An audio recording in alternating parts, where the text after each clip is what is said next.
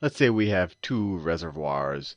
Let's say up here, I have my hot reservoir. It's at TH for hot. And I have my engine. It's going to be a Carnot engine, because we'll learn that no engine is better, at least from an efficiency point of view. We have to be careful when we say better. We have our Carnot engine, and it operates on heat differentials. So it takes some heat from our hot heat source. It takes some heat there. Let's call that Q1. And it does some work. It does some work. Work's a good thing, so I'll make that in green. It does some work. And then the surplus energy essentially goes to a cold. So the surplus heat, Q2, then goes to our cold reservoir. Do that right there. T cold. Now, I made multiple insinuations in the previous video that this is the most efficient engine that can be created between two reservoirs, TH and TC. Now you come along and say, no, no, no, no, no. I know of a friend. He has invented a new engine that is more efficient than this engine between these same two reservoirs. And you go and you proceed to draw this same type of diagram for your friend's engine. You say, look, let me make it clear. This is the same reservoir, right? These same reservoirs we're dealing with.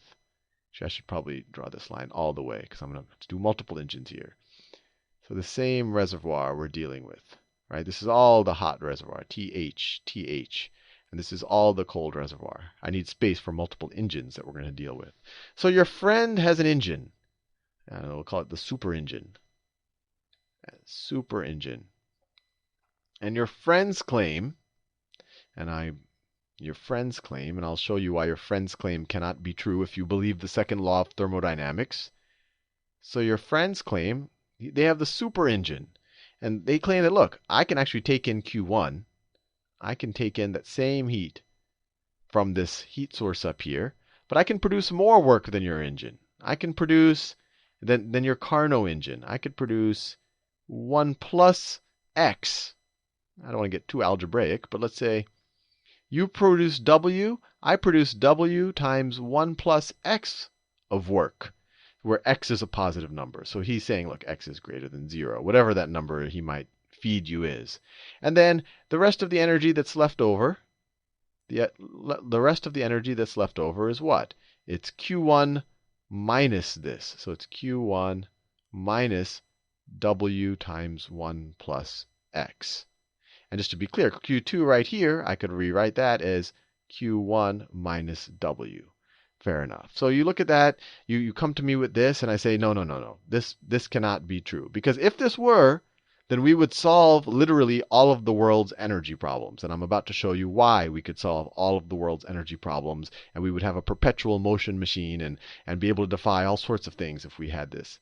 Now, this is my Carnot engine. But I could devise a reverse Carnot engine. Right? Let me make a reverse Carnot engine.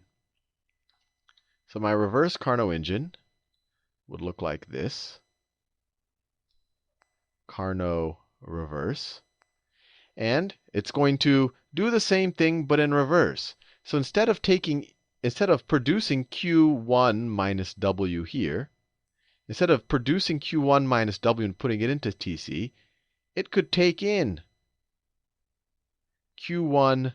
I want to make sure I don't run out of space. It could take in Q1 minus W from our cold source. So it could take that in. Or even better, let's scale it up a little bit. Let's say it takes in Q1 minus W times 1 plus x. So I've just made a slightly larger reverse Carnot engine. Now, if I take in that much, and that in order to do this in reverse, I'm going to have to scale up this Carnot engine and reverse everything. So instead of producing work, I'm now going to need work to go in the other direction. And I've scaled it up by 1 plus x. So I'm going to need the amount of work here times 1 plus x. Times 1 plus x. And then I'm going to push Q1, but I've scaled it up. I'm going to push in Q1 times 1 plus x into my hot heat source. And once again, this isn't defying the laws of thermodynamics. I'm taking up some work. There's work that needs to be done in order to do this. But all of a sudden, you come to me and say, look, this is an awesome deal. You have this nice engine that works this way. My friend has this super engine. Let's just couple them together. Let's take the work that he produces right here. He produces W times 1 plus x, and that just happens to be the amount of work that you need to operate your engine. So you just feed that into there. So what's the net effect of these two engines? What's the net effect of these two engines? So if I were to do, let me scroll a little bit more. Actually, that might be the best way to do it. So let me make sure that we understand that these are the same heat sinks or heat sources that we're using the whole time. So that's my hot source. My cold source is down here. So if I add our two engines together, so if I have a, let me call it a, let me pick a new color. These colors are getting monotonous. Nope. I wanted to do the rectangle tool. There you go. All right. So I combine these two engines together. Essentially, I just put a big box around them. They're both operating between these two heat sources, these two reservoirs. So I call this the, your super engine plus my reverse Carnot engine. So what's happening now? What's the net heat that's being taken in or put out of here? So we have Q1. So in this direction, we have Q1 minus W 1 plus x. But in this direction, we have Q1. So this is in this direction. We could rewrite this. I want to make sure you're clear on the algebra. This could be rewritten as what? As Q1 times 1 plus x times or minus W times 1 plus x. Right? Now, if you compare these terms, this is the same as this term. This term is bigger than this term, right? This term is clearly bigger because we're multiplying it by something larger than 1. It's bigger than this term. So this upward, if we combine these two, the upward movement from my reverse, or the amount of heat I'm taking up from my reverse Carnot, is going to be greater than the amount of heat being put in by your friend's super engine. And we can actually calculate the amount. We can just take this amount minus that amount, and that's the net upward movement. So the net upward movement from our cold reservoir is what?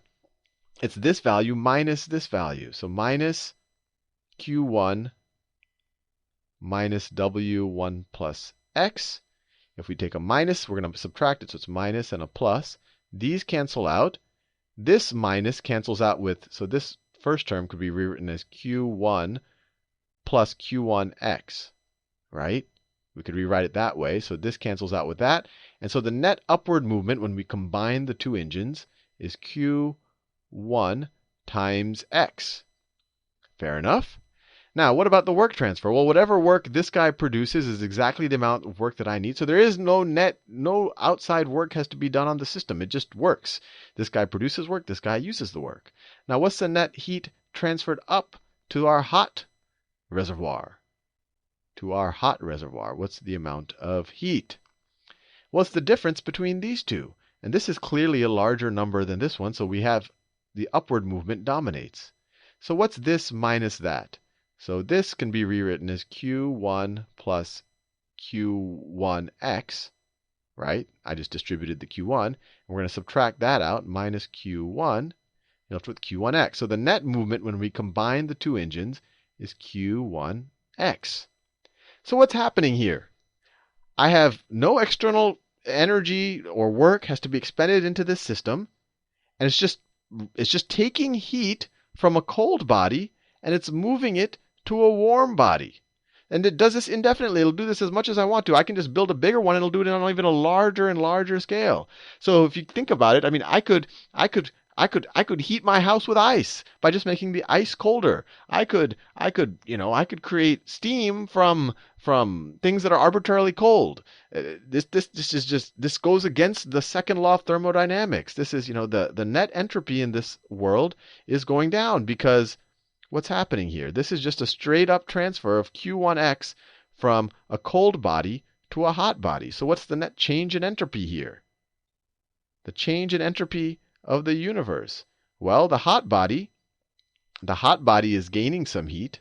So it's Q1x over the temperature of the hot body. And then the cold body is losing the same amount. So it's minus Q1x over the cold body. Now, this is a bigger number. This is a bigger number than this is, right? Because the denominator is smaller. This is a cold body. Its temperature in Kelvin will be a smaller number. So this is going to be less than 0, which the second law of thermodynamics tells us cannot be. The entropy cannot shrink in the universe. This whole thing is it's an independent system, and the entropy is shrinking. And we can make the entropy shrink arbitrarily if we just scale up our x's enough. So this is why the Carnot engine is the most efficient engine possible. Because if anyone claimed to have a more efficient engine, you could couple it with a reverse Carnot engine and then create this perpetual reverse, I guess you could call it a perpetual refrigeration machine that just out of the blue creates anti-entropy from anywhere. And it would be this perpetual energy source that creates energy out of nothing. And so this is just something that cannot be done in our world, especially if you believe the second law of thermodynamics. So the most efficient engine is the Carnot engine, where its efficiency is described as 1 minus the temperature of the cold body divided by the hot body. So if I have two temperature reservoirs, let's say that my hot one is at 500 Kelvin and my cold one is at 300 Kelvin, and I have some engine that takes heat from there and transfers it there and does some work. The most efficient engine, if I were to remove all the friction in the engine, the highest efficiency I could get would be 1 minus 300 Kelvin over 500 Kelvin, which is 1 minus 3/5, which is 2/5. 2/5, which is equal to 0.4, which is equal to 40%. So if someone tells you that they made an engine that operates between a reservoir that's 500 Kelvin and 300 Kelvin, and they say, oh, I've achieved 41% efficiency, I've really polished the thing well, you know that they are lying. So anyway, hopefully you found that reasonably interesting, and I'll see you in the next video.